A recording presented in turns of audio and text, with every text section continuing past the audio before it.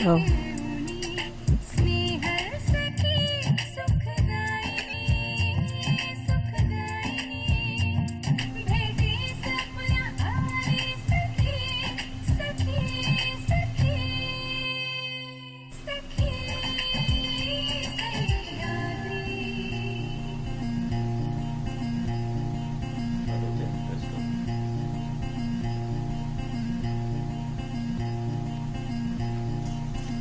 नमस्कार.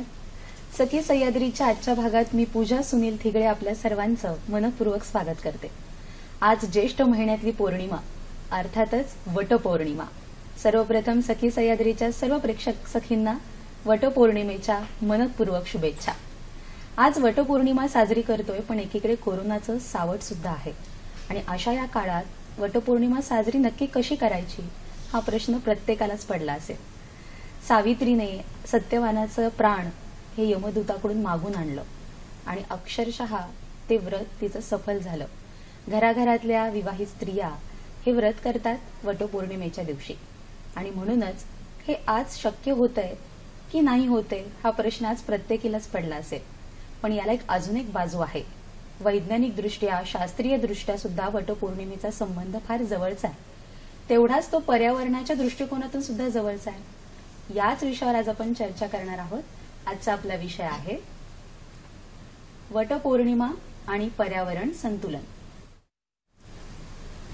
आणि या विषयावर चर्चा करण्यासाठी आज दोन तज्ज्ञ आपल्याला लाभलेले आहेत. सर्वप्रथम आपण ओळख करून घेऊयात अनुराधा भडसावळे मॅडम यांची. नमस्कार मॅडम. नमस्कार. आणि दुसऱ्या गेस्ट आपल्याला लाभलेल्या आहेत त्या म्हणजे शोभा नाखरे मॅडम. त्यांचे मी मनापासून स्वागत करते. नमस्कार. सर्वप्रथम आपण अनुराधा भडसावळे मॅडमचा परिचय करून घेऊयात. अनुराधा चंद्रशेखर भडसावळे 1985 साली सगुणा बाग या कृषी पर्यटन केंद्राची निर्मिती करून शहरी लोकांना शेतीविषयक आवड निर्माण व्हावी व त्यांना आनंददायी शिक्षण मिळावं यासाठी सगुणा बागच्या माध्यमातून त्या नेहमी प्रयत्नशील असतात. शिवाय गव्हर्नमेंट पॉलिटेक्निकच्या माध्यमातून सहकार्यांच्या साथीनं शेतकऱ्यांसाठी मोफत कृषी पर्यटन विषयी सर्टिफिकेट कोर्स निर्माण करून त्याची प्रचिती आणि त्याची माहिती संपूर्ण शेतीविषयक ज्ञान असणाऱ्या लोकांपर्यंत पोहोचवण्याचं कार्य त्या करत असतात. अभिनव ज्ञान मंदिर कर्जत येथे कनिष्ठ महाविद्यालयात 21 वर्ष त्यांनी जीवशास्त्र या विषयाचं अध्यापन केलंय आणि ज्ञानदानाचं कार्य केलंय. HSC बोर्ड येथे 15 वर्ष बॉटनी वनस्पती शास्त्राच्या मॉडरेटर म्हणून त्यांनी काम केलंय. मुंबई सायन्स टीचर असोसिएशन आयोजित होमी भाभा यंग सायंटिस्ट या समितीवर तज्ज्ञ म्हणून त्या गेली अनेक वर्ष कार्यरत आहेत. शिवाय कृषी पर्यटन हे नावाचं पुस्तक सुद्धा त्यांचं प्रकाशित झालेलं आहे. पर्यटनाची त्यांना अत्यंत आवड आहे आणि डोळस प्रकारे त्या पर्यावरणाचा खूप सखोल अभ्यास करतात आणि आज पर्यावरण तज्ज्ञ म्हणून त्या आपल्याला लाभलेल्या आहेत. मी अनुराधा भडसावळे मॅडमचं पुन्हा एकदा मनापासून स्वागत करते. आपल्या दुसऱ्या तज्ज्ञ आज लाभलेल्या आहेत त्या म्हणजे शोभा नाखरे मॅडम. स्त्री शक्तीचा जागर करणं, कसं जगूया, वसंत ऋतू या आणि यासारख्या अनेक विषयांवर शेकडो व्याख्यानं त्यांनी आतापर्यंत दिलेली आहेत. विशेष म्हणजे 2013 सालचा आदर्श शिक्षिका राष्ट्रपती पुरस्कार त्यांना प्राप्त झालेला आहे. 1978 साली त्या सालापासून कर्णबधीर मुलांसाठी त्या अध्यापन करतायत आणि कर्णबधीर मुलांसाठीचं कार्य त्यांचं खरंच वाखाणण्याजोगं आहे. NCERTचा दिल्लीचा राष्ट्रीय पुरस्कार सुद्धा त्यांना प्राप्त झालाय. त्या एक सुप्रसिद्ध लेखिका आहेत आणि सुप्रसिद्ध व्याख्याता सुद्धा आहेत. आज दोन्ही तज्ज्ञ आपल्याला वटपौर्णिमेच्या निमित्तानं लाभल्यात. सर्वप्रथम त्या दोघींना सुद्धा मी वटपौर्णिमेच्या मनापासून शुभेच्छा देते. मी तर अनेक प्रश्न दोघींनाही विचारणार आहे, पण तुमच्याही मनात अनेक प्रश्न असतील त्यासाठी तुम्ही दूरध्वनी क्रमांक पटकन टिपून घ्या. आमचे दूरध्वनी क्रमांक आहेत 24908050 24988050. मुंबई बाहेरील प्रेक्षक आणि मोबाईल धारकांनी 022 या STD कोडचा नक्की वापर करा. आणि नेहमीप्रमाणे 2 सूचना.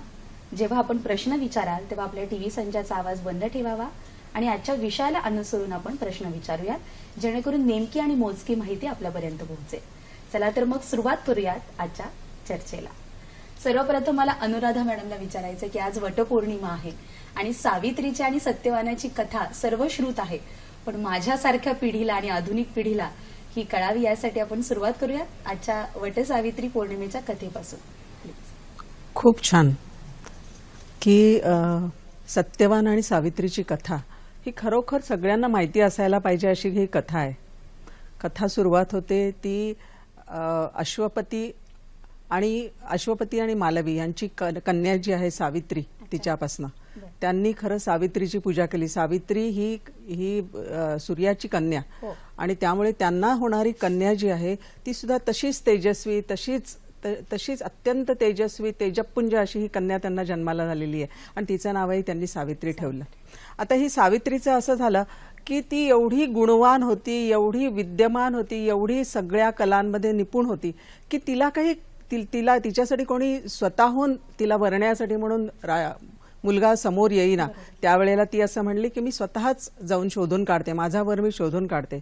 आणि असं ज्या वेळेला ती बाहेर गेली त्यावेळेला तिला एक अंध राज जो पदभ्रष्ट झालेला होता त्याचं नाव द्युमत्सेन आणि शैब्या त्यांची जी त्यांचा जो मुलगा म्हणजे सत्यवान, तो सत्यवान तिला अतिशय आवडला. अत्यंत गुणवान धर्मात्मा असा असलेला जो मुलगा आहे तो तिला आवडला आणि ती म्हणते की ती म्हणायला लागली, तिने सांगितलं की मी ह्याच्याशी लग्न करणार आहे.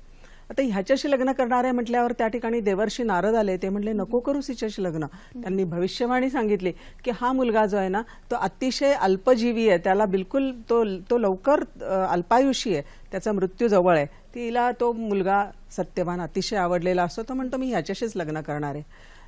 सासू सासरे आणि आपल्या नवऱ्याबरोबर ती वनामध्ये जाते. राजकन्या आहे पण ती वनामध्ये गेलेली आहे. ती वनामध्ये जाते आणि त्याच्यानंतर ती सतत त्या सत्यवानाच्या बरोबर राहिलेली आहे. ज्या वेळेला सत्यवान लाकडं तोडण्यासाठी म्हणून बाहेर पडतो त्यावेळेला तिला माहिती असतं की हा अल्पायुषी आणि आता ह्याचं आता संपत आलेलं आहे. त्यावेळेला ती सासू सासऱ्यांना सांगते मी आज ह्यांच्या बरोबर जाते.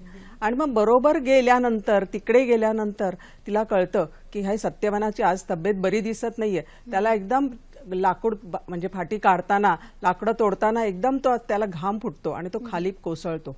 तो कोसळल्याबरोबर सावित्री त्याला ओढत ह्याच्या खाली, त्याला उचलणं शक्य नाही पण त्याला ओढत जवळच असलेलं जे वडाचं झाड आहे त्या वडाच्या झाडाखाली ती त्याला घेऊन येते आणि त्याला मग नंतर वारा घालते. गार असतं त्यामुळे तिला खूप बरं वाटतं, तिकडे त्यालाही बरं वाटतं. पण तेवढ्यामध्ये बघते समोर सावली दिसते म्हणून समोर बघते तर प्रत्यक्ष यमराज तिकडे आलेले आहेत. मोठ्या ह्याच्यावरती रेड्यावर बसून यमराज आलेले आहेत आणि यमराज आल्यानंतर त्याला म्हणतात ते म्हणतात आता मला ह्याचा प्राण घ्यायला पाहिजे. ती म्हणते आपण स्वतः आलात.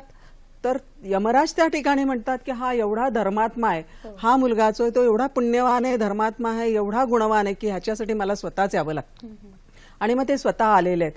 ती म्हणते की तुम्ही नका, ह्याचे प्राण घेऊ नका, आमचं आत्ताच लग्न झालेलं आहे, तुम्ही आत्ता त्याचं प्राण घेऊ नका. आणि तुम्ही त्यावेळेला यमराज म्हणतात मी असं करू शकत नाही, मला ह्यांचे प्राण घ्यायलाच पाहिजेत. आणि तो त्याचे प्राण घेतो आणि पुढे जायला लागतो. सावित्री त्याच्या पाठोपाठ जायला लागलेली आहे. आणि ज्या वेळेला सावित्री पुढे जाते त्यावेळेला यमराज म्हणतात नको येऊस तू.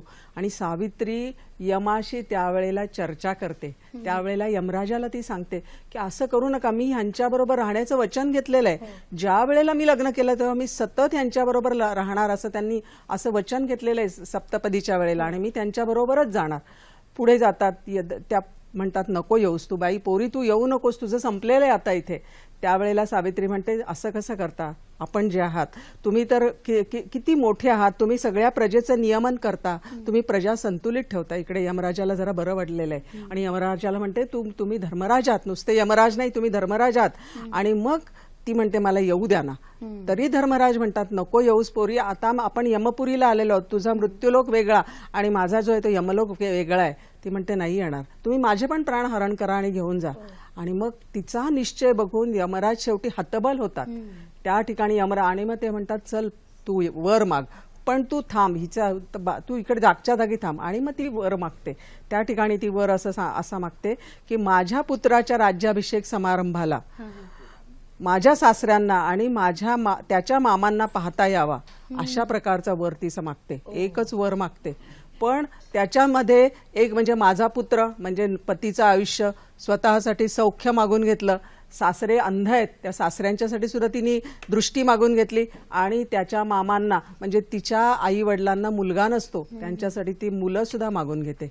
आणि अशा रीतीने सगळं दोन्ही कुळं जी आहेत त्यांचा ती उद्धार करते. आता ह्या ठिकाणी मला असं वाटतं की ही जी सावित्रीची गोष्ट आहे ही नुसती तेवढीच नाहीये. ह्याच्यावरून आपल्याला असंही असं कळायला पाहिजे की कुळाचा उद्धार जो आहे ना तो मुलगी सुद्धा तेवढीच अगदी, करते. अगदी, अगदी. दुहिता नाव आहे तिचं. तर दुहिता म्हणजे दोन्ही बाजूचं हित सांभाळणारी. तर अशी ही फार सुरेख कथा आहे. आणि ही कथा जी आहे हा प्रसंग वडाच्या खाली घडलेला आहे आणि त्याच्यामुळे पतीच्या दीर्घायुष्यासाठी म्हणून ह्या वडाचं वडाची विशेष पूजा महत्व केली आहे असं. अगदी मला असं वाटतं अतिशय साध्या सोप्या सरळ भाषेत अगदी आपण जशी गोष्ट सांगतो तशा पद्धतीने अनुराधा मॅडमने आपल्याला ही कथा सांगितली आहे आणि सांगितलंय ते अगदी बरोबर आहे की सावित्री ही तेजस्वी होती आणि त्याचबरोबर कुळाचा उद्धार करणारी सुद्धा होती. अशा या सावित्रीच्या वटपौर्णिमेच्या या निमित्तानं आज आपण कार्यक्रम घेतोय आणि चर्चा करतोय. कार्यक्रमात वेळ झाली एका छोट्याशा ब्रेकची. तुम्ही कुठेही जाऊ नका, पाहत रहा सखी सह्याद्री.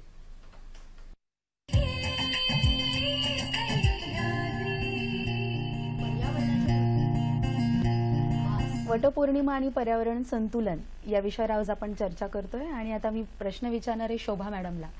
ही प्राचीन कथा तर आपण ऐकली, पौराणिक दृष्ट्या आपण हे सगळी साजरा करतोच, पण आधुनिक पद्धतीने आपण या दृष्टिकोनातून कशा पद्धतीने बघता की ही वटपौर्णिमा आजच्या काळात कशी साजरी केली जाते?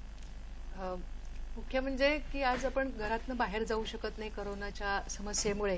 त्यामुळे घरात राहून काही गोष्टी खूप काही करता येण्यासारखं आहे. सगळ्यात महत्वाचं म्हणजे प्लास्टिकचा वापर कमी करू शकतो आपण. अगदी म्हणजे बाहेर जाताना कापडी पिशवी नेणं वगैरे ह्या सगळ्या गोष्टी आता आपल्याला माहिती आहेतच. पण त्याशिवाय एक स्त्री म्हणून किंवा एक व्यक्ती म्हणून पहिली गोष्ट म्हणजे कचऱ्याचं, घरातल्या कचऱ्याचं, आजचे घर आपली अगदी छोटी छोटी आहेत, तर घरातल्या कचऱ्याचं, ओल्या कचऱ्याचं खत बनवणं आणि तो कचरा महानगरपालिकेपर्यंत जाऊ न देणं हे सगळ्यात मोठं मला वाटतं आजचं आपलं कर्तव्य आहे.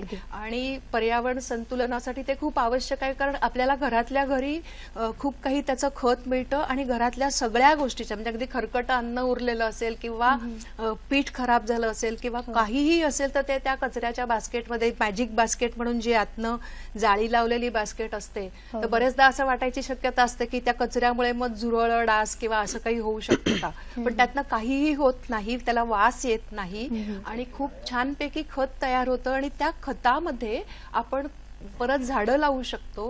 आणि हे आपण मुलांकडनं म्हणजे एक स्त्री म्हणून किंवा एक व्यक्ती म्हणून आपण हे मुलांकडनं पण करू शकतो की त्याच्यामध्ये झाडं लावू शकतो, बिया लावू शकतो. आणि सगळ्यात महत्वाचं म्हणजे आताच आंब्याचा सीझन अजूनही चालू आहे, तर बिया साठवणं हा एक खूप छान प्रयोग करता येतो. आणि अगदी आपण बाहेर जात नाहीये पण अजून थोड्या दिवसांनी आपण बाहेर जाऊ शकतो, तर कलिंगडाच्या आहेत किंवा ज्या फळांना, फुलांना ह्यांना खूप बिया येतात, त्या जर सगळ्या बिया साठवून ठेवल्या आणि अगदी पंख्याखाली वाळवल्या, ऊन कठीण आहे पण तरी सुद्धा जर त्या बिया वाळवून ठेवल्या तर आपण बीजगोळे करून त्याचे नंतर म्हणजे मातीच्या ह्याच्यामध्ये त्या बिया साठवून आपण ते टाकू शकतो जाताना प्रवासात वगैरे, ह्याचाही उपयोग करू शकतो. घरातला ओल्या कचऱ्याचं आपण खत बनवून त्याच्यामध्ये झाडं लावू शकतो. आणि सगळ्यात महत्वाचं म्हणजे प्लास्टिक कमी करण्यासाठी आपण जास्तीत जास्त प्रयत्न करू शकतो, नाही का? घरातली स्त्री म्हणून ही प्लास्टिक कमी करण्यासाठी अधिक प्रयत्नशील असली पाहिजे, कारण की कचऱ्याचं नियोजन ही ती जास्त वेळा करते आणि त्यामुळे ओला कचरा, सुका कचरा किंवा आताच मॅडमने सांगितल्याप्रमाणे आपण या अशा अनेक युक्त्या त्याच्यामध्ये लागू करू शकतो आणि त्या माध्यमातून छान कचऱ्याचं नियोजन आपल्या घरामध्ये करू शकतो. आज आपण हा संकल्प केला तर नक्कीच आजच्या दिवसाचं औचित्य आणि आजच्या दिवसाचं समाधान आपल्याला लाभेल. मी आता अनुराधा मॅडमकडे येते की आज वटपौर्णिमा आहे, वडाच्या झाडाचं पूजन केलं जातं, पण तसं पाहायला गेलं तर आजच्या आधुनिक काळामध्ये वडाचं झाड मिळणं खूप कठीण होऊन जातं. म्हणून आजकाल बाल्कनीमध्ये एक फांदी आणली जाते वडाच्या झाडाची आणि त्याची पूजा केली जाते. तर हे कितपत योग्य आहे असं तुम्हाला वाटतं? खरं तर वटपूजन जे आहे ते वडाच्या ठिकाणी जाऊनच करायला पाहिजे. बाल्कनीमध्ये आणल्यानंतर थोडंसं ते ही पूजा अशी केली जाते की कारण एकतर भीती असते, दुसरं म्हणजे परंपरा आहे, तिसरा म्हणजे तो एक इव्हेंट होतो, अशा अनेक गोष्टींनी म्हणून ती केली जाते. परंतु त्याच्याऐवजी जर का सोसायटी तिकडे पंचवटी असं जर का हा एक कल्पना राबवता आली की वडाचं झाड जे आहे ते असं आहे की वडाचं झाड लहान पण ठेवता येतं, वडाचं बोनसाय पण करता येतं, तसं वड आणि बाकीची इतर सगळी काही वेगळी वेगळी झाडं जर आपल्या सोसायटीमध्ये लावता आली तर त्या ठिकाणी वटपौर्णिमेच्या साठी निदान वट तरी शिल्लक राहील. आणि ह्या वटपौर्णिमेच्या निमित्त पावसाळा पण आहे, त्यावेळेला वृक्ष लागवड जर का केलं आणि प्रत्येक माणसाने फक्त एकच झाड लावलं आणि वाढवलं तरी सुद्धा छान होईल असं मला वाटतं. नक्कीच. वडाचं झाड आज सापडत नाहीये म्हणून आपण फांदीचा उपयोग करतो, पण त्याऐवजी आपण ह्या जर उपक्रमांनी आपली वटपौर्णिमा साजरी केली तर नक्कीच पर्यावरणाच्या दृष्टिकोनातून त्याला एक पूर्णत्व प्राप्त होईल आणि पर्यावरणाचंही संतुलन राखण्यासाठी खूप सारी मदत होईल. मला एक नेहमी प्रश्न पडतो की सावित्रीने वडाचं झाड का निवडलं असेल? वडाच्या झाडाची किमया फार मोठी आहे, कारण की वडाचं झाड सावलीही मोठी देते आणि अर्थात तिला दीर्घायुष्य वडाच्या झाडाला असतं, त्या रोपाला असतं. तर त्याबद्दल काय सांगाल अनुराधा मॅडम? वडाचं झाड जे आहे ना, ते वडाच्या झाडाची रचनाच अशी आहे, भरपूर मोठं, प्रचंड मोठं असं आहे. त्याचा अवकाश खूप ते व्यापतं, जमीन ते भरपूर मोठ्या प्रमाणात व्यापतं आणि एव्हरग्रीन आहे, कायम हिरवं असतं. त्याच्यावरती अनेक वेगळ्या प्रकारचे पशु येतात, पक्षी येतात, त्याच्या आतमध्ये खारी येतात पक्ष्यांसाठी, तिथे आतमध्ये ढोल्या असतात. त्याच्यानंतर त्याला वडांगळं येतात, वडाची फळं, त्याला म्हणतात वडांगळं. ते खाण्यासाठी अनेक वेगळ्या प्रकारची कीटक तिकडे येतात, पशु पक्षी कीटक, अतिशय सुंदर असं ते. आणि त्या प्रत्यक्ष वडाच्या झाडाखालची माती जी आहे ती सुद्धा मायक्रो ऑर्गॅनिझम्सनी म्हणजे सूक्ष्म जीवांनी अगदी परिपूर्ण असते. वडाच्या झाडाखाली ज्या वेळेला आपण जातो त्यावेळेला तिकडे एक स्पेशल मायक्रो क्लायमेट तयार झालेलं असं आपल्याला दिसतं की तिकडे गेल्यावर फार बरं वाटतं.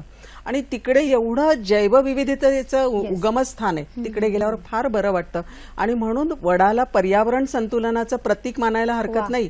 आणि सावित्री जी आहे ती तर अत्यंत बुद्धिमान होती, तिला तिचा सगळा अभ्यास झालेला होता, ती संतुलित वातावरणात घेऊन आली सत्यवानाला. आणि म्हणूनच वडाच्या झाडाची निवड यासाठी सगळ्यासाठी केली गेली असेल, कारण की वडाचं झाड हे पर्यावरण संतुलन तर राखतच, पण त्याबरोबर आपल्याला शुद्ध हवा, शुद्ध सावली सुद्धा आणि भरपूर मोठ्या प्रमाणात त्याचं विस्तृत ऑक्सिजन देतं, कार्बन डायऑक्साईड ओढून घेतं. नक्की. आणि म्हणूनच ऑक्सिजनची निर्मिती वडाचे झाड सगळ्यात मोठ्या प्रमाणात करत असतं आणि त्या दृष्टिकोनातून आजचं पर्यावरण संतुलन राखण्यासाठी वडाचं झाड अतिशय उपयुक्त आहे असं आपण म्हणूयात.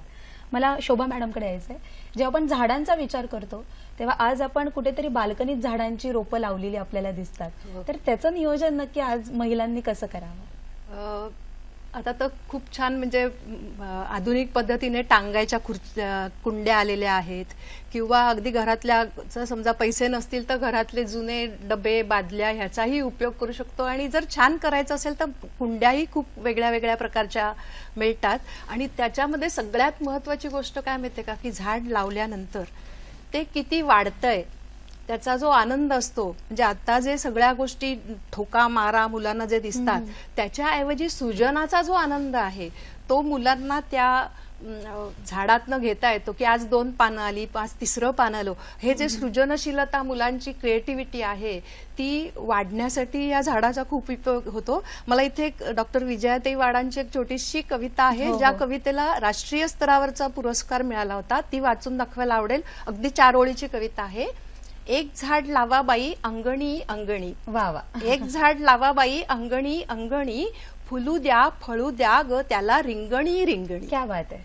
पाणी शिंपा पाणी शिंपा, पाणी शिंपा पाणी शिंपा, जोज वाग जोज वाग, यशोदेचा कान्हा तैसा, यशोदेचा कान्हा तैसा, वृक्ष हा वाढवा जे जे त्याच्यापाशी, वृक्ष नाही अहो वृक्ष नाही हा तर बाई कुणी देव ऋषी, कुणी देव ऋषी. आणि म्हणून मला इथे एक संस्कृतचं सुभाषितही आठवतं की पिबंती नद्या स्वयमेव नांभा, स्वयं न खादंती फलानी वृक्षः, नादंती सस्यम खलुवारी वाहा, परोपकाराय सताम विभूतया. म्हणजे सज्जनांचं कसं वागणं असतं तर आपल्या जे जवळ जे जे आहे ते आपल्यासाठी उपयोग न करता ते दुसऱ्याला देणं, जे आपल्याला अनंत हस्ते कमलावराने देता किती धरशिदो कराने, अशी या वृक्षांची अवस्था असते की आपल्याला किती देऊ असं त्यांना झालेलं असतं. खरं आणि भरभरून ते देत असतात. कार्यक्रमातला पहिला फोन आज आपल्याला आलेला आहे, तर बघूयात. आपल्याशी बोलतायत शिवानंद वसईकार. नमस्कार. शिवानंद वसेदार निपाणीवरून आपल्याशी बोलतायत. नमस्कार, तुमचा प्रश्न विचारा. ओके, काही तांत्रिक अडचणीमुळे आपला कॉल कट झालाय. पण आता जे तुम्ही गाण्यारूपी जी कविता आमच्या समोर सादर केली, खऱ्या अर्थानं प्राचीन काळापासून वटपौर्णिमा जेव्हा जेव्हा साजरी केली जाते तेव्हा अशा महिला एकत्र येऊन ह्या गाणी सुद्धा सादर करत असतात. पण आजच्या काळातलं हे गाणं आहे की वृक्ष किती महत्वाचे आहेत, झाडं किती महत्वाची आहेत की जर झाडच नसतील तर उद्या उठून आपण वटपौर्णिमा कशी साजरी करणार, हा प्रश्न मात्र नक्कीच पडत असेल. मला अनुराधा मॅडमकडे आता जायचंय की झाडांचा विचार आला की आपण वटपौर्णिमेच्या दिवशी काही ठिकाणी वृक्षारोपणाचे सुद्धा कार्यक्रम आयोजित केले जातात, पण नक्की झाड कसं लावावं किंवा झाड कसं वाढवावं, त्याचं जतन कसं करावं, याबद्दलचा तुमचा अभ्यास हा फार मोठा आहे. तर आम्हाला तुम्ही नक्की सांगावं की झाड हे कसं लावावं आणि त्याचं नक्की वृक्षारोपण करताना कोणती काळजी घ्यावी. झाड लावताना एक साधी गोष्ट आहे की झाड जे आहे ते नेहमी प्लास्टिकच्या पिशवीमध्ये असतं सर्वसाधारणपणे. आपण झाड लावताना प्लास्टिकच्या पिशवीमधलं झाड घ्यावं. त्याच्यानंतर दुसरं म्हणजे खड्डा खणायचा. जिकडे पाहिजे आपल्याला जिथे झाड लावायचं तिकडे बारीकसा खड्डा खणायचा. जेवढी पिशवी आहे त्याच्यापेक्षा आणखीन थोडंसं एक 4 इंच मोठा एवढा खड्डा खणायचा. झाड पिशवीतनं बाहेर काढावं लागतं. बऱ्याच वेळेला काही वेळेला लोकांना माहिती नसतं की पिशवी ठेवायची की काढायची. आपल्याजवळ एक ब्लेड पाहिजे की ती पिशवी काढायची, गठ्ठा न फोडता झाड आतमध्ये ठेवायचं. त्याला झाड लावल्यानंतर कडेनी माती सगळी बरोबर दाबून घ्यायची, एकत्र करायची आणि पायाने दाबून घेतली पाहिजे. माती नेहमी पायाने दाबून घ्यायची आणि नंतर सगळ्यात महत्वाचं म्हणजे झाडाला आधार द्यायला पाहिजे. एक बांबूची काठी आपल्या सोबत ठेवायची आणि त्याला बांधायला सुतळीचा एक छेडा. बांबूची काठी जी आहे ती त्याला पश्चिमेच्या बाजूला रोवायची, सुतळ बांधायची आणि सुतळ अशी करकचून नाही बांधायची. मध्ये त्याला झाडाला हलता यायला पाहिजे अशा रीतीने ती सुतळ बांधायची. आणि सुतळ बांधल्यानंतर ते झाड जे आहे त्याला पाणी घालायचं आणि मग ते झाड वाढतं. आपोआप वाढत नाही. त्याला सुरुवातीच्या दिवसामध्ये, सुरुवातीच्या वर्षभरामध्ये आपल्याला त्या झाडाकडे दर 4 दिवसांनी जायला पाहिजे. आपल्या बाळाला कसं आपण वाढवतो तसंच दर 4 दिवसांनी त्याच्याकडे जायला पाहिजे, बघायला पाहिजे त्याला काय हवं काय नको, जरा कडेने माती लोटायला पाहिजे. आणि पुढच्या वर्षामध्ये मात्र दर 10 दिवसांनी गेलं तरी चालेल. मला असं वाटतं की प्रत्येकाने ना फक्त एकच झाड लावावं, जास्त नाही लावू, पण एक झाड लावून जरी जगवलं ना आणि त्याची काळजी घेतली, त्याला जगवलं तरी सुद्धा आपल्याकडे खूप झाडं होतील. नक्की. आणि या विषयी अजूनही आपल्याला भरपूर काही ऐकायचं मॅडमकडनं, पण कार्यक्रमातला फोन आलाय. जळगाववरून बोलतायत डॉक्टर श्रीकृष्ण पाडगावकर. नमस्कार. नमस्कार. अंबरनाथ वरून विचारतायत प्रश्न डॉक्टर श्रीकृष्ण पाडगावकर. नमस्कार, विचारा आपला प्रश्न. माझे 3 प्रश्न आहेत.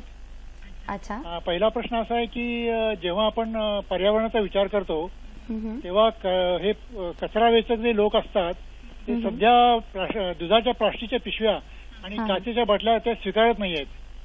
त्यामुळे त्याचं नियोजन कसं करावं घरातल्या लोकांनी. दुसरा प्रश्न असा आहे की आपण ध्वनी प्रदूषणाचा पण विचार करायला पाहिजे, कारण ध्वनी प्रदूषणामुळे पक्ष्यांना सुद्धा त्रास होतो. त्या संबंधात आपण काय प्रबोधन कराल. आणि तिसरा प्रश्न असा आहे की वड आणि पिंपळ हे वृक्ष हे पक्ष्यांच्या विष्ठेमधून बियामधून रुजून ते तयार होतात, तर या संबंधात आपण काय मार्गदर्शन कराल. धन्यवाद. नक्की. या 3ही प्रश्नांची उत्तर आपल्याला जाणून घ्यायची आहेत, पण कार्यक्रमामध्ये वेळ झाली एका छोट्याशा विश्रांतीची. तुम्ही कुठेही जाऊ नका, पाहत राहा सखी सह्याद्री.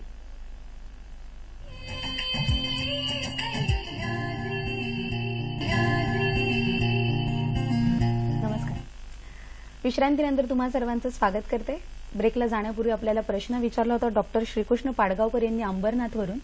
प्रश्न होता की दुधाच्या पिशव्या आणि कचरा वेचक जे व्यक्ती आपल्याकडे येतात ते हे स्वीकारत नाहीत, तर याचं नियोजन आपण घराघरामध्ये कसं केलं पाहिजे. अनुराधा मॅडम. नमस्कार.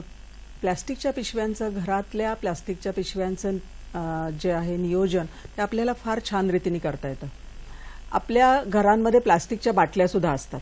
सर्वसाधारणपणे बिस्लेरीची बाटली असते किंवा बिस्लेरीची फार लवलवीत असते, त्याच्याहून जरा थोडीशी स्ट्रॉंग जर का बाटली असेल तर त्या बाटलीमध्ये आपण ह्या ज्या पिशव्या आपल्या घरामध्ये येतात त्या पिशव्या कापून त्या आतमध्ये भरता येतात आणि त्या खूप भरता येतात.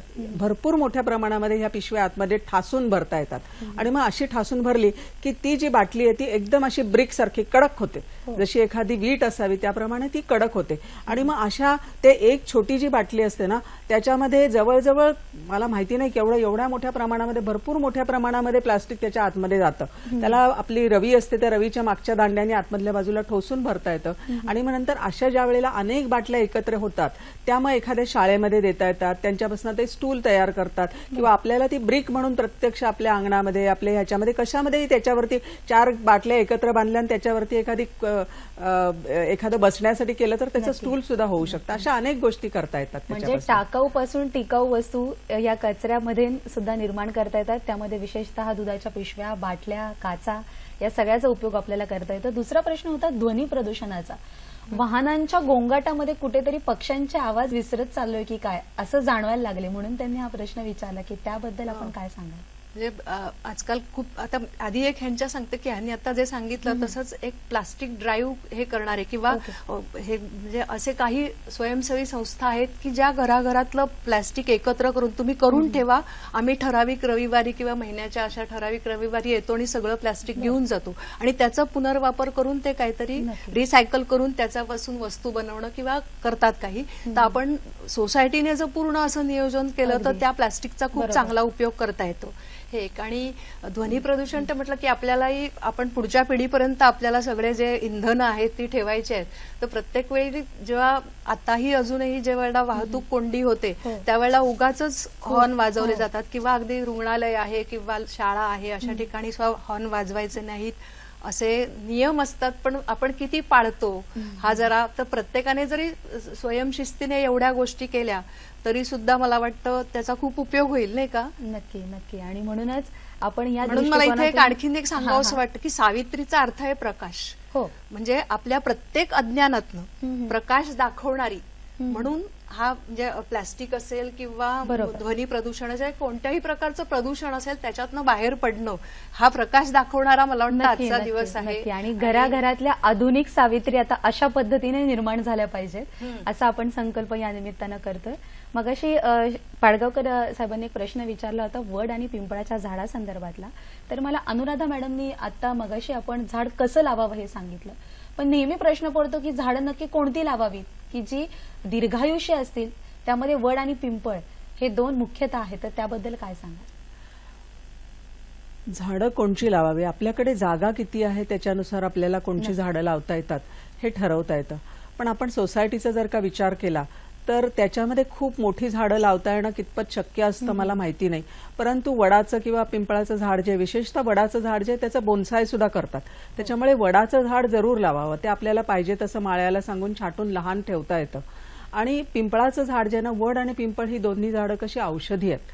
आणि झाडं ज्या वेळेला आपल्याकडे जर का जागा असेल तर त्या जागेमध्ये गुलमोहर वगैरे लावण्याच्या ऐवजी जसं हल्ली आता सगळेजण म्हणतात की इंडिजिनस म्हणजे आपल्या घरची आपल्या इथलीच झाडं लावावी आणि देशी झाडं. आणि हे देशी वृक्ष लावले की त्याच्यामधनं देशी वृक्षांची गंमत अशी असते की त्याच्यावरती खूप मोठ्या प्रमाणामध्ये देशी वृक्षांमध्ये असलेली जी फळं आहेत ती फळं खाण्यासाठी म्हणून पक्षी येतात. म्हणजे त्याच्यापासून काही ना काही प्रत्येकाला मिळत राहतं. पक्षी येतात, पक्षी आल्यावर आपल्याला आनंद मिळतो. त्याच्यानंतर त्याच्यापासून सावली मिळते. त्याच्यापासून थोडाफार लोक आहेत म्हणणारे की कचरा पडतो म्हणून, परंतु तेवढा कचरा आपण सहन करायला पाहिजे. आणि देशी वृक्ष पण लावावे. वड पिंपळ जर जागा असेल तर ते लावावे. वडाचं झाड जरूर लावावं. आणि पिंपळाचं कसं तो अश्वत्थ आहे त्यामुळे तो लावावा. पिंपळ कधी लावल्यावर तोडत नाहीत. तर अशा प्रकारची जी आपल्याला मग नंतर हिरडा लावावा, वेळा लावावा, आवळा लावावा, आपल्याला काय जे पाहिजे त्या ठिकाणची अशोक लावावा. जी कोणची आपल्याकडची आवडीची झाडं आहेत तिकडे लोकल होणारी झाडं आहेत ती लावावी असं मला वाटतं. नक्की. वन जमिनीवर आपण आणि ओसाड जागांवर अशा दोन्ही ठिकाणी वृक्षारोपणाचे कार्यक्रम मोठ्या प्रमाणात होतात. पण तसं झाल्यानंतरही जंगलं मात्र निर्माण झालेली आपल्याला दिसत नाहीत. तर याचं नक्की कारण काय असू शकतं? जंगल तयार होणं ही गोष्ट अशी आहे की जंगल तयार होण्यासाठी तिकडे तिथे वणवा नाही लागला पाहिजे. जंगल तयार होण्याच्या मागे वणव्याचं फार मोठं निसर्ग इतका इतका सशक्त आहे. निसर्ग जो आहे ना तो सतत असा प्रयत्न करत असतो की मी चांगला राहीन, म्हणजे सतत हिरवगार राहील असा तो प्रयत्नशील असतो. पाऊस पडला की त्याच्यामधनं नवीन अंकुरतात. बघा आपल्याला सगळ्यांना माहितीये पाऊस पडला की पहिल्यांदा गवत उगवतं आणि मग नंतर जी काही खुरटी झुडपं असतात ती लगेच पानावतात त्याच्यामधनं. तर गवत जे आहे हे जे गवत आलेलं आहे ते उन्हाळ्याच्या दिवसामध्ये उंच, हे श्रावणामध्ये उंच होतं. ऊन पाऊस येतं. ऊन आल्याबरोबर ते गवत जे आहे ते उंच होतं आणि मग नंतर ते फुलतं. पाऊस संपलं की ती सुकतं आणि सुकल्यानंतर त्याच्यानंतर त्याची गळलेली पानं, आजूबाजूची गळलेली पानं, काडी कचरा आणि शिवाय ते सुकलेलं गवत हे अत्यंत ज्वालाग्रही बनतं. हे जे ज्वालाग्रही बनलेलं आहे हे पेटतं आणि वणवे लागतात. आणि हे जे वणवे लागतात त्याच्यामुळे आपल्याला सगळी ही वनजमिनी, ओसाड माळं किंवा डोंगर अनेक वेगळे वेगळे आहेत, ते सगळे आपल्याला कायम ओसाड गेलेले दिसतात. कितीही झाडं लावली तरी ओसाड जातात, कारण की झाड लावून त्यांनी जीव धरला रे धरला की उन्हाळ्यामध्ये ताबडतोब त्याला गवत सुकल्याबरोबर त्याला वणवा लावला जातो. आणि वणवा हा लावला जातो, तो आपोआप नाहीये. वणवा जो आहे तो लावला जातो. काही लोकल त्या ठिकाणचे असलेले जे स्थानिक असतात त्यांचे स्थानिकांचे अगदी क्षुल्लक स्वार्थ असतात, जसं की त्यांना जळाऊ लाकूड जे आहे ते विनासायास मिळतं किंवा त्यांना शिकार करायची असते. काहीतरी ससे असतात, भेकरं असतात, एखादं रानडुक्कर असतं, त्याची शिकार करायला पाहिजे म्हणून ते जाळलं जातं. आणि दुसरं म्हणजे स्थानिकांची अशी एक कल्पना असते की ते जर का जाळलं, पहिलं गवत जाळलं तर नवीन येणारं जे गवत आहे ते गुरांच्यासाठी फार चांगलं असतं आणि म्हणून मुद्दामहून वणवे लावले जातात. आणि वणवा म्हणजे काय आहे की ती अनियंत्रित अशी आग आहे, तिला नियंत्रण काहीच नाही, भीषण असते अगदी. आपण साध्या होळीच्या शेजारी उभं राहू शकत नाही.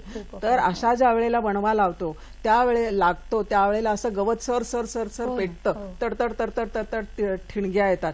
आणि मग तिथे असलेली झाडं, पशु पक्षी, तिकडे जे काय आहेत ते सगळं सरपटणारे प्राणी, त्यांची एवढी होरपळ होते. आणि नुसतं एवढंच नाही तर वणवा ज्या वेळेला लागतो त्यावेळेला जेवढा वणवा वरती लागतो त्याची आच जेवढी वरती लागते त्याच्यापेक्षा, मी असं कुठेतरी ऐकलेलं आहे, वाचलेलं आहे, संदर्भ आहे त्याचा, की त्याच्यापेक्षा जास्त उष्णता ही जमिनीच्या खाली असते.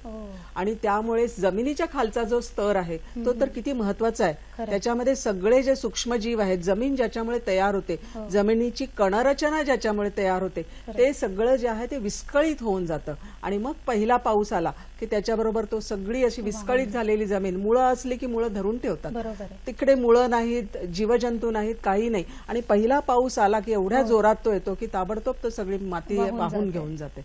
त्यामुळे वनजमिनी आपल्याला कायम ज्या आहेत त्या ओसाड दिसतात, कारण वणवे लागतात.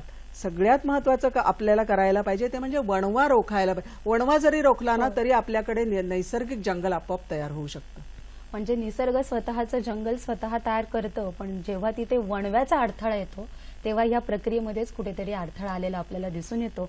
आणि म्हणूनच जेव्हा आपण वृक्षारोपण करायला जातो एखाद्या वनजमिनीवर, तेव्हा वणव्यामुळे आणि लागलेल्या आगीमुळे मातीचं तर नुकसान होतच होतं, पण लावलेल्या वृक्षांचं सुद्धा नुकसान होतं. आणि कुठेतरी मग वृक्ष लागवडीकडे आपण न वळता, त्याला न वाढवता, ती झाडं न वाढवता कुठेतरी त्याकडे दुर्लक्ष होऊ लागतं.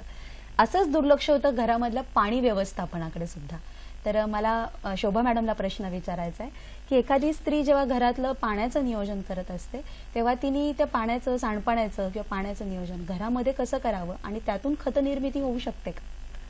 सगळ्यात महत्वाचं म्हणजे स्त्री ज्या वेळेला, म्हणजे आपण जेव्हा महिला डाळी धुतो किंवा ज्याच्या बटाटा चिरून झाला की त्याच्यानंतर जे पाण्याची ती भांडी आहेत ती विसळली की त्याच्यातनं जे सत्व असतं खाली राहिलेलं डाळीतनं बाहेर पडतं, ते जर झाडांना घातलं किंवा ज्या झाडांना आता अंकुरणार आहे, फळणार आहेत, फुलणार आहेत अशी जी झाडं कुंडीतली असतील त्याला जर ते घातलं तर त्याचा खूप फायदा होतो. म्हणजे आपण जसं बाळंतणीची काळजी घेतो ना, तसंच जर त्या झाडाची काळजी घेतली आणि घरातल्या अशा पाण्याचं, किंवा अगदी आपण साधं करतो की ज्या वेळेला पालेभाजी चिरली की थोडंसं पाणी जर त्या भाजीत घालून टाकलं, पण उरलेलं जे थोडंसं काही राहिलेलं असतं तर ते पाणी जरी एका मोठ्या पातेल्यात काढून ठेवलं आणि ते जर पाणी घातलं तरी त्याचा, म्हणजे त्याचे जे सत्व असतं ते थोडंसं का होईना पण ते झाडाला मिळतं आणि त्याच्यातनं अधिक येतो. आणि म्हणून मला इथे एक छोटीशी शांताबाई शेळकेंची कविता आठवतेय की शांताबाई म्हणतात, वेलीवरची एक कळी, वेलीवरची एक कळी, थोडी शहाणी थोडी खुळी, अहो डोकीस घालून हिरवी टोपी,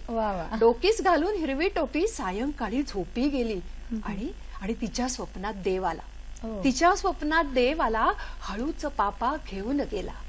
दुसऱ्या दिवशी कळी उठली आणि खदखदून हसतच सुटली, इतकं इतकं हसू आलं की शेवटी कळीचं फूल झालं, शेवटी कळीचं फूल झालं.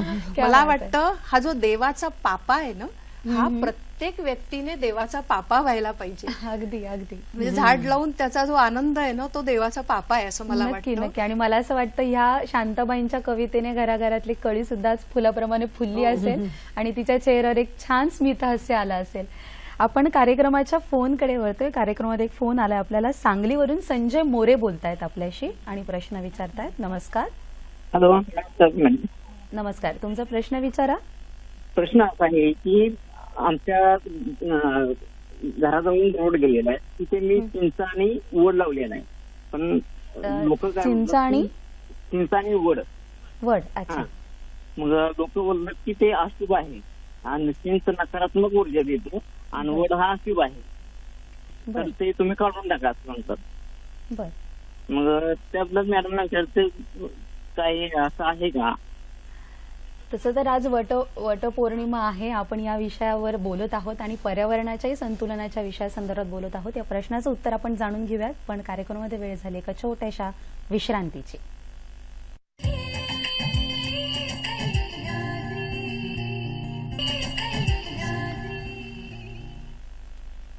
वटपौर्णिमा आणि पर्यावरण संतुलन या विषयावर आज आपण चर्चा करतोय. ब्रेकला जाण्यापूर्वी आपल्याला प्रश्न आला होता की रस्त्यामध्ये चिंचाचं आणि वडाचं झाड आहे, तर ते अनेक त्याच्याबद्दलचे गैरसमज पसरवले जातात आणि अशा बऱ्याच ठिकाणी असा हा प्रश्न उद्भवतो, कारण की हे दोनही झाड खूप विस्तृतरित्या वाढत असतात.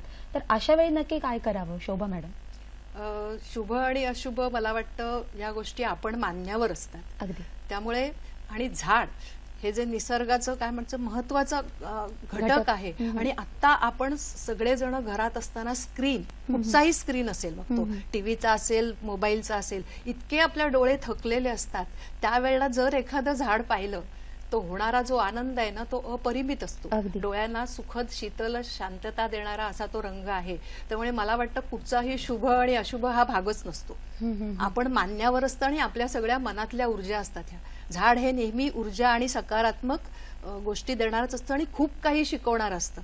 आज संत कबीरांचा पण दिवस आहे. तेव्हा संत कबीर म्हणतात की पान पडत यो कहे तरुवर बनराई, अबके बिछुरे ना बिलेंगे कोई, रुखडा बोले पान से, रुखडा बोले पान से, सुन पत्ते मेरी बात, इस घर की यही रीती है, इक आवक इत जाय.